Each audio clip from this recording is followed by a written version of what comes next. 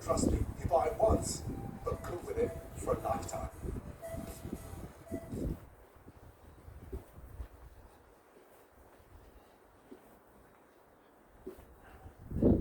So with Russ, every year it's about just sustaining great habits. He understands that he doesn't need to be sick to get better. He's won more games than anybody in the history of pro football in his first 4 years. And every offseason, 2 years ago it was down in San Diego, this year it was in LA. It's just about where should we be eating, training, who are the best people to be around, and as good as we are, how do we get better? And that's kind of the support we do. It's not, there's nothing broken, everything's about continuous improvement. Right. And I gave him some gentle, sit down and say, look, here's what's going on. Now, this is on you, this isn't on Trace. And it's all about your approach, it's all about your attitude, and Trace isn't going to handle it. He'll handle it, but he'll just turn you off. We talked about in the last video, whisper every chance you get. Trace is independent-minded enough. He's not going to try to say, okay, what is it you're actually trying to say, but you're not capable of saying? Let me see if I can come in here. And he's not going to do that. He's going to turn you off, and he's going to go at the pace he wants. He's going to do what he wants to do. And everyone that I know who is doing well surrounds themselves with other hard workers, and everyone that I know is harder on themselves, and it is okay to be hard on yourself. I'm not saying like beat yourself up to the point where you just feel defeated and you feel like a piece of shit. But like, be hard on yourself, man. If you set the goal to make 10 sales calls today, and the day ended and it's Friday and you only got to 7, be hard on yourself and say, you know what, I'm gonna keep calling until I get to 10. Because my higher self demands this of me. My higher self doesn't want me to take it easy. My higher self wants me to make more money and to create more experiences and security for my family. My higher self, the fighter jet within, has a different set of expectations than the crop dusters that I hang out with. Mind is a powerful tool, and one of the things you'll see in the athletic world is when you make a big mistake or something goes wrong or it's a big loss, we would call it catastrophizing. So that might be, this is happening and you immediately go 5 or 6 steps down the line rather than keeping your mind and the discipline of this is what is happening right now and how do I deal with what's at hand. So I think nobody really knows how this will play out. I'm not an expert in politics or the financial markets or things from that, but I do have friends that work in the industry, and I think the concepts of how we think and the discipline of our mind and the things that affect us and the way we talk to ourselves, they're universal. And I told him before we went on that last ride, I said, look, you have one job today. And that's not to train my horse. Okay, you're not here to train my horse to get my horse to where you think my horse needs to be. I want you to learn to enjoy the ride. If we're not doing this for fun, then why are we doing it? Okay, if you're not getting into horses for fun, why are you getting into horses? And if you're so busy over the course of 4 hours arguing with your horse, when the horse doesn't need arguing with, you're not having fun. Your horse isn't having fun. And there's no point in you being out. Everything that you're getting in this world here is an opportunity to work hard. When that hard work ends up, it's guessable. It's subjective. You can't always control it. You need something. La gente non afocati, mas esas orali. Después tengo que estudiar español. Excellent! Excellent. Non abbiamo comprato niente oggi. B9. I can do better. Do it again.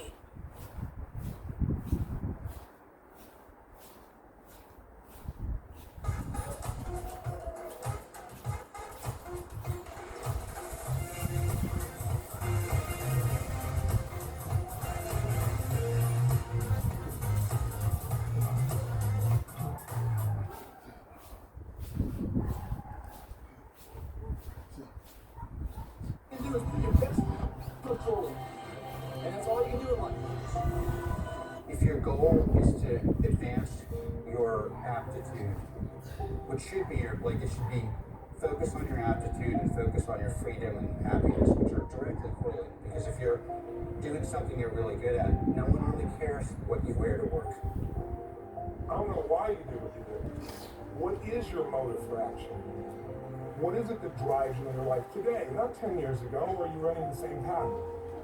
Because I believe that the invisible force of internal drive activated is the most important thing in the world. You stop announcing every move and start building something that speaks for itself.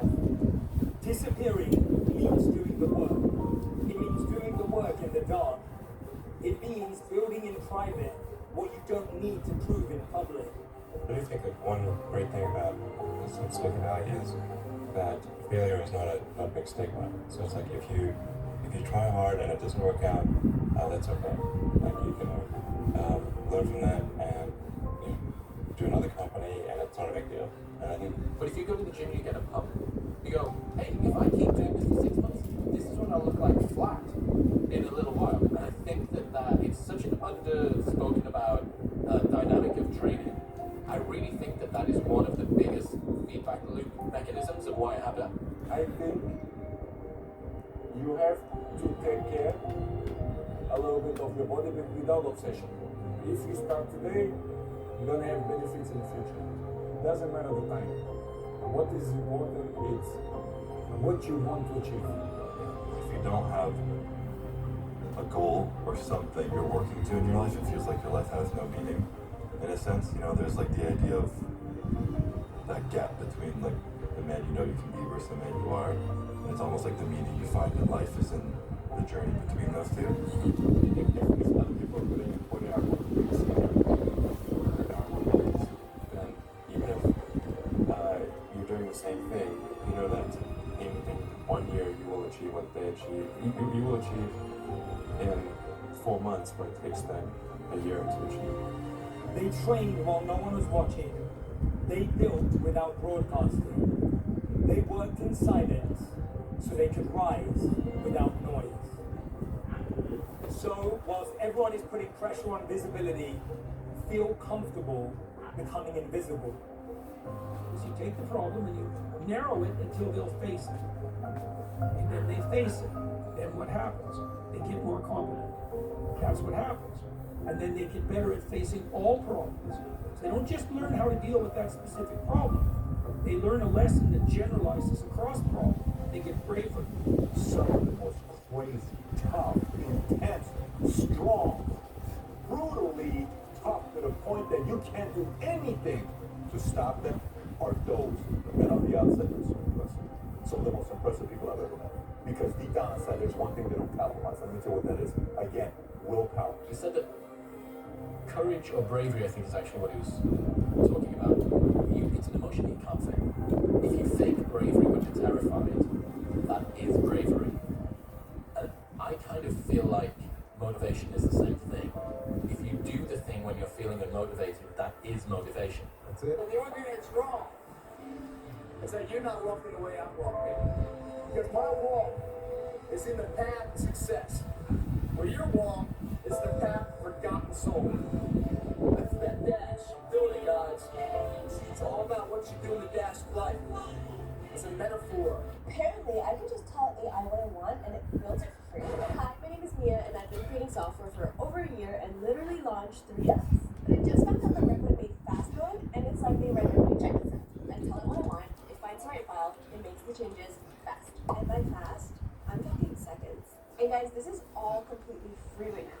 They're basically just giving it away. So if you'd be curious about building something, an app, a website, whatever, and you have zero idea how to code, this is literally the easiest it's ever been.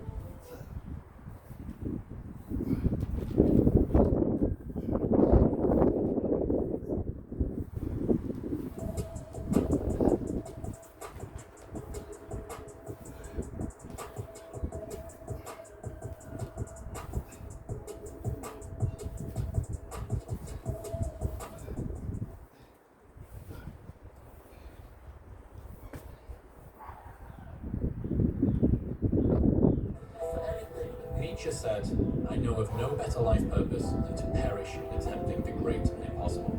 The fact that something seems impossible shouldn't be a reason to not pursue it. That's exactly what makes it worth pursuing. Where would the courage and greatness be if success was certain and there was no risk? The only true failure is shrinking away from life's challenges. I hope you will be just as ambitious about what you want to lose. Lose the need for approval, lose the obsession with comparison, lose the fear of not being enough. What we gain makes us successful, but what we lose makes us fulfilled. I don't really think about the chip on my shoulder or the parents that didn't believe in me or the teachers that were mean to me at school. Yeah, because you used that fuel when you needed to get off the launch pad, and then you used another bit of fuel after that, and then it was your competition, and then it was your something else, and now that you're like floating out in space. Cool. You know, maybe if you're like, well, no, you shouldn't do something because you're not good enough. Well, then maybe you never start, you know? Or maybe it makes you an incredible bodybuilder on this huge running group to go on this journey of self-discovery and then figure it out in the end. But I wouldn't have changed that going back with why I ever started coming from an insecure, bad place because it got me to the place I am now. So a challenge for entrepreneurs is to say, well, what's the difference between really believing in your ideals and sticking to them